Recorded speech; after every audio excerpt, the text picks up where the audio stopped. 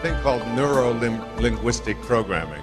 And NLP is nothing more than finding, with depressed patients, what we have found with people who are severely depressed and who've been on Prozac and so on, what we do is we take them off the Prozac and they measure the brain and the chemistry of the brain, and then they will ask the person to no longer identify with an event in their life that is causing them to be depressed, but instead to step outside of their body, to become the observer to it, and instead of saying, okay, here's another thing that's causing me to be depressed, you say, you put your attention on something else. And the thing you put your attention on is, there goes my brain again misfiring.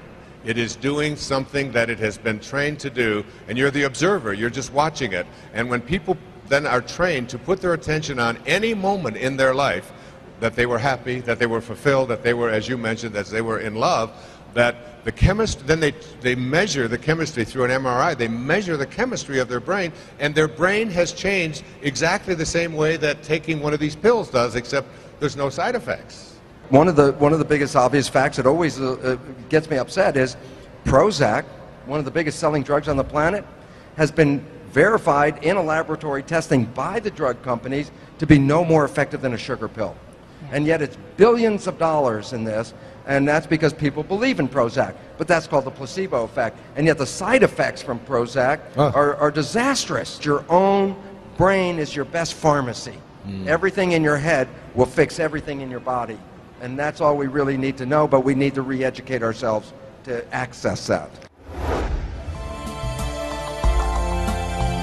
So the fate of the cell was controlled not by the genes, the fate of the cell was controlled by the environment. We see ourselves as single individual entities. This is a misperception. You are not a single entity, you are a community, because the living things are called cells, and you are made up of about 50 trillion cells, so your body is a community. And why that's relevant is when I would work in my cell cultures and I'd take my culture dish and put it into a bad environment, the cells will physically get sick, you can see that, they'd stop growing, they start dying, and then I take that culture dish, same dish, move it out of that bad environment, put it into a good environment, the cells would immediately recover, start growing and reproducing and flourishing. Why is that important? Because think about this as who you are. You are skin-covered petri dishes. You have 50 trillion cells in your petri dish under your skin. You take your petri dish and put it in this negative environment, I can assure you, I already know what's going to happen. You're going to cause those cells to get sick.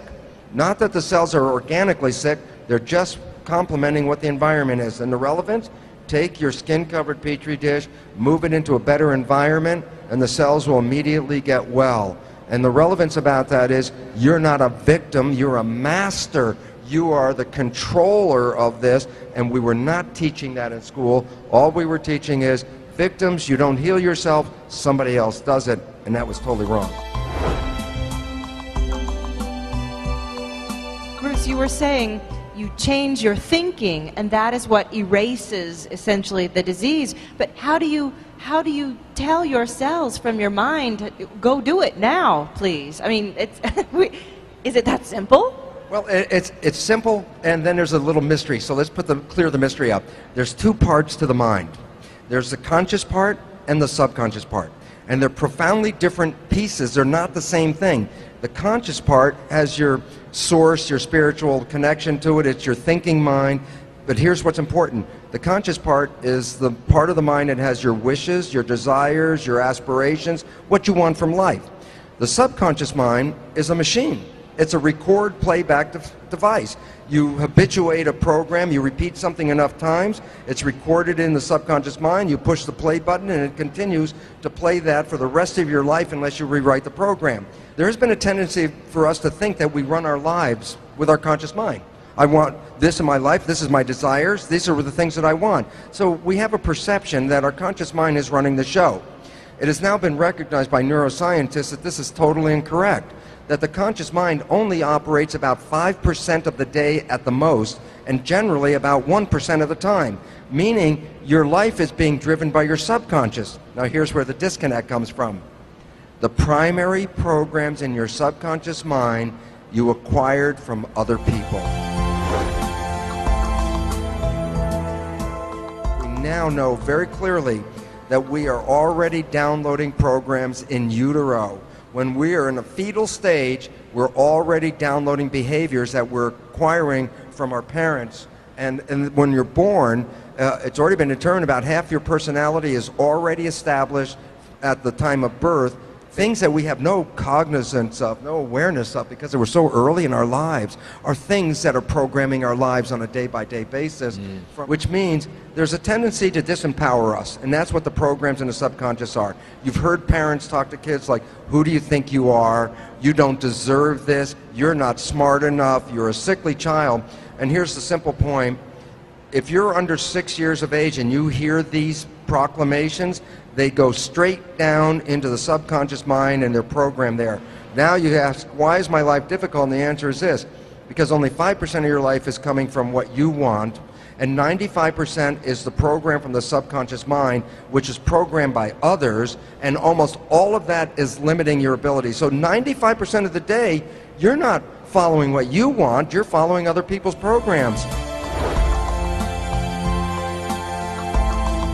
I'm not talking about a terminal illness here. I'm talking about how can I make myself feel better in the next 30 minutes while I sit down to work out this writing deadline and so on. And things like you talk about in your book, things like meditation, things like getting quiet. But even more than that, and we talked about this at the break, it's like, what kind of energy field do you find yourself in? So this isn't just like good stuff to read about and to write about. This is something that you can really go inside. Whoever you are listening, whatever your life situation is, you have to make decisions. I don't go for physicals. I don't want anybody looking at me and telling me this, this test is up, this one is down, this is an indication. You got a 17% of living another 3 years, you got an 18%. I don't want to hear anything like that. I figure that the less I know about what is wrong and the more I believe about what I have the power to do something about, isn't that changing your perception? Isn't that entering into that subconscious world and putting your attention on something that you want rather than on something you don't want? Albert Einstein once said that the most important decision you'll ever make is to decide once and for all whether you live in a universe that is supportive, that supports you and is friendly, or whether you live in a universe that is hostile and is non-supportive.